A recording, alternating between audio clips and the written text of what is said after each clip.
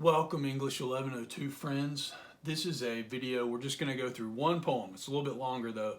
Helen of Troy does countertop dancing. This poem's by Margaret Atwood. We've talked about her a good bit in this class. She is, as I've said in other videos, most famous for writing The Handmaid's Tale. This poem is about Helen of Troy. If you don't know who Helen of Troy is, she is the most famous woman in Greek and Roman mythology. She is famous for starting the Trojan War. She was supposedly the most beautiful woman alive. She was the daughter of Zeus, the Greek god, the king of all the gods. And he had sex. He actually raped a mortal woman, and their daughter, this is why she's so beautiful, the most beautiful woman alive. Their daughter is Helen, the most beautiful woman alive. And she is, depending on what you believe, she is either kidnapped or runs away with one of the princes of Troy. She is the wife of one of the two kings of Greece, and so they go to get her back, and that starts the Trojan War.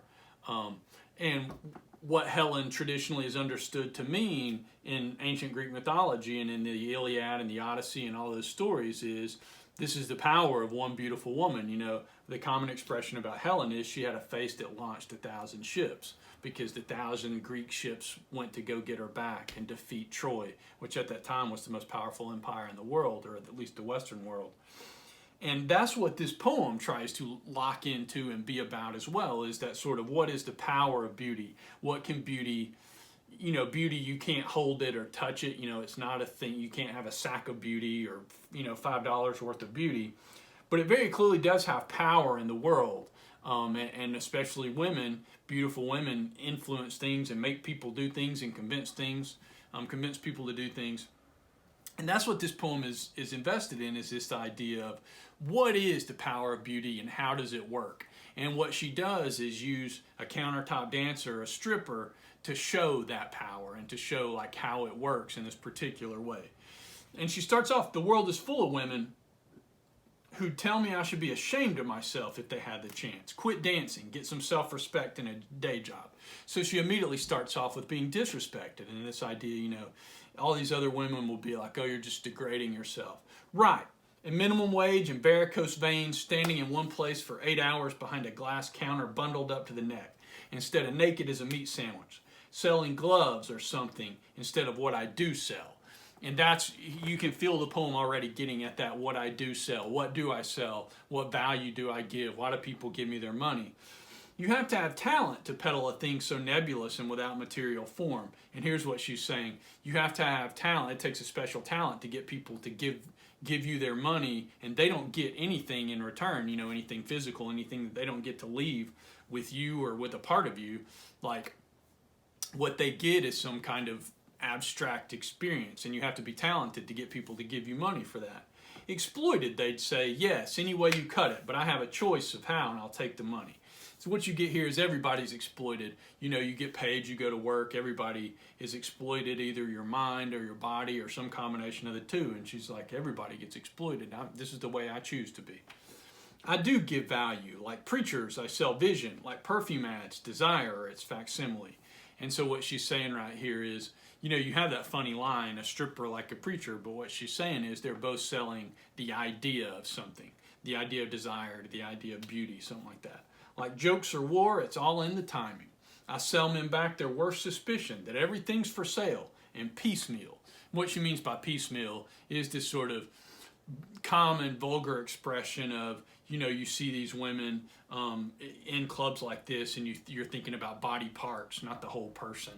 Everything that they break women down into these pieces. They gaze at me and see a chainsaw murder just before it happens. And then she takes you through the body parts and looking at these different body parts and focusing on this particular part or that part. Such hatred leaps in them, my beery worshippers, that or a bleary, hopeless love. She's saying people react to her in one of two ways. They hate her because they can't have her, or they're just sort of in this vague love, like they just wish they could have her, and so they just give their money. Seeing the rows of heads and upturned eyes, she's dancing up on stage, so everybody's looking up at her. Imploring but ready to snap at my ankles, I understand the urge to step on ants. So she's like up there dancing and she's thinking about stepping on everybody is small and beneath her. I keep the beat and dance for them because they can't speaking of which, it's the smiling that tires me out the most. And so she's like, what the hardest part about this job, what makes me most tired is the sort of smiling and pretending that she can't hear what people say about her. And that, just being nice to everybody. Y'all have had this experience if you've ever worked in customer service, that just keeps smiling even when people are rude to you. Well, this is an extra version of that. The speech here is all warty gutturals, obvious as a slab of ham, but I come from the province of the gods. I'm like Helen of Troy, I'm so beautiful. My mother was raped by a holy swan. There's the Greek myth of how Helen, her mother was raped by Zeus in the form of a swan. You can Google that and look it up if you want to, if you don't believe me. The rest of them would like to watch me and feel nothing, reduce me to components. We're back to the body parts. You look at the stripper and all you see is the body, the parts of the body, not the whole person. Crush out the mystery, wall me up alive in my own body. They'd like to see through me, but nothing is more opaque than absolute transparency. That's one of the central ideas in this poem. Opaque means like dark and you can't see through it, and transparent means clear and you can see right through it. And so the point she's arguing right here is people look at me and think they know everything there is to know, think they can see everything there is to see, but that's the trick, because I'm naked and you can see everything, you think you know me, but you don't know me at all, because you can't see like my mind and my thoughts and my feelings at all. And so she argues that part of the thrill of strippers, or the appeal of strippers, is that trick of you think you're seeing everything, you think you're getting everything, but actually you're not at all, because they're just performing for you. Look, my feet don't hit the marble like breath or a balloon. I'm rising. I hover 6 inches in the air in my blazing swan egg of light. The 6 inches of air, 6 inches in the air is kind of a joke because it's almost like I'm a goddess. My feet don't touch the ground. But really what she's talking about are these big heels, these 6-inch heels that strippers wear. You think I'm not a goddess? Try me. This is a torch song. Touch me and you'll burn. And so she gets at the end into this sort of mindset, the kind of mindset you'd have to have a job like this and to keep going, with people trying to touch you and people insulting you and people talking about you in these vulgar ways.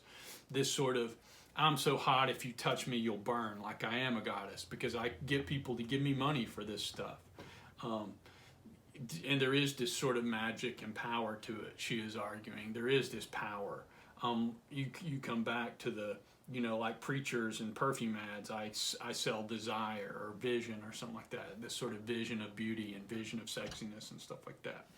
And so what this poem is about is this job, there are certainly some male strippers, but this job traditionally gendered job held mostly by women, in a way that a lot of women can make I don't want to say a lot of women, but a way that women can make a lot of money traditionally. If what strippers make, they make a good bit of money.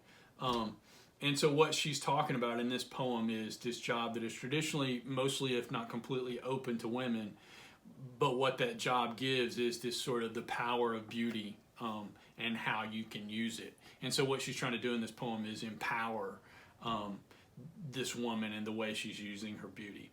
I hope that's helpful in understanding this poem, and at the very least, if you didn't know who Helen of Troy is, it'll help you understand this a lot better. If you've got questions about Helen of Troy or about this poem or about Margaret Atwood, be in touch and we'll sort through them. Otherwise, I hope this is helpful. Thank y'all.